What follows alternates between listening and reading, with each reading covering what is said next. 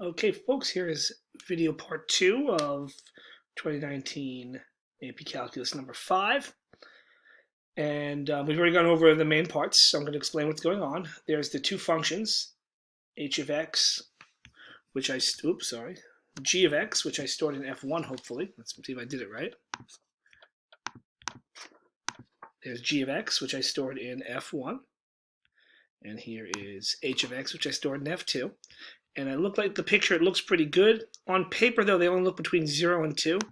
So I'm going to go Menu, Windows, Zoom, Windows Settings. And I'm just going to change my x values to go between 0 and 2. And Enter. It's not the greatest view in the world. I might zoom out a teeny bit. But all of a sudden, I look at it, it kind of looks like the piece that's on the paper. It's a little wider because it's spread out, but I'm going to go with it right there. First thing it did was ask me to find the area of r, which we know is the integral of the upper minus lower. But we can do it right in the calculator. We can go to Menu, Analyze Graph, and we can go Bounded Area, the area between the two curves. I don't move the slider. When it says lower bound, I type in 0 and hit Enter. When it says upper bound, I type in 2 and hit Enter. And I got an answer of 14.667. Might be right, might not be right. I'm going to put it down on paper so I have it. 14.667. I still like to do it on the regular calculator part. So if I were to come over to here, oops, already been there. I'm going to go to here. There we go. Menu, Calculus, Integral from 0 to 2 of f1, so var, f1 of x minus var f2 of x dx. Hit enter. I got negative 44/3. I'm going to hit control enter. Lo and behold, it's the answer I got before, but I got it as a negative. Why did I get it as a negative? Did I do something wrong here? Let's take a look. Let's come back to here. Oh, look what I did, people. I said f1 of x over f2 of x. Now, when I did it on paper before, I did it right. How do I know this answer had to be wrong? Well, the minus sign that was there indicates it wrong. It means I did it backwards. Because I got the right answer, but was with the wrong sign. I could always do one of two things. I could come back to here. I could edit this. Hit enter, and I'll get the right answer. Or I could have just done this. I could have gone here. Oop. Where'd my calculator go? Oh, my calculator crashed. Hang on one second. It's coming back up. Oh boy, that means I gotta redo that.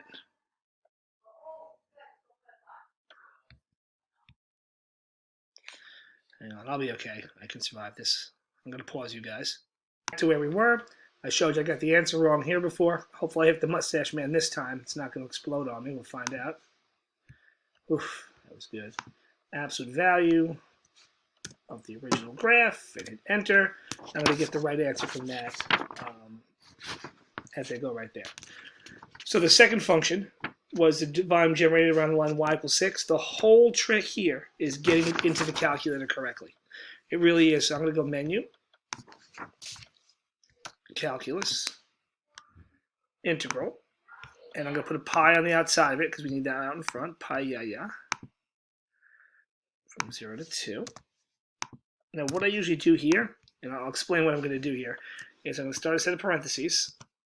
Another set. Minus 6. Close parentheses squared. Minus 6. Close parentheses squared. Now the dx. The only reason I did that was I know I have to have this outer set of parentheses for the whole thing, and then the other functions have to go on the inside. So I know for this one it was f1 of x was first. And if not, it's not going to be the end of the world. f1 of x minus 6 squared, var f2 of x minus 6 squared. Hit enter, and I got a positive answer for the problem right there. That one is correct. If I had done it backwards, I would have gotten the same answer, but in a negative version, so you never really have to worry about that. kind of as you're going. So you make sure you're going to get it in the calculator right and save it there. And part B could have been done by integrating. Calculus integral. When you integrate area, you get volume. And they told me that the area was equal to 1 over x plus 3 dx. Hit enter, and I got the ln of 5/3, which is the same as the ln of 5 minus the ln of 3. They just simplified it, and you didn't have to. Okay, I have a third video coming out, which just shows you the algebra you'd have to do if this was a non-calculator question. You don't have to watch it, but it could help you out if you got stuck later on the AP on something. So I'll send it out in about a minute. It's only going to be about a 4-minute video. Okay, take care.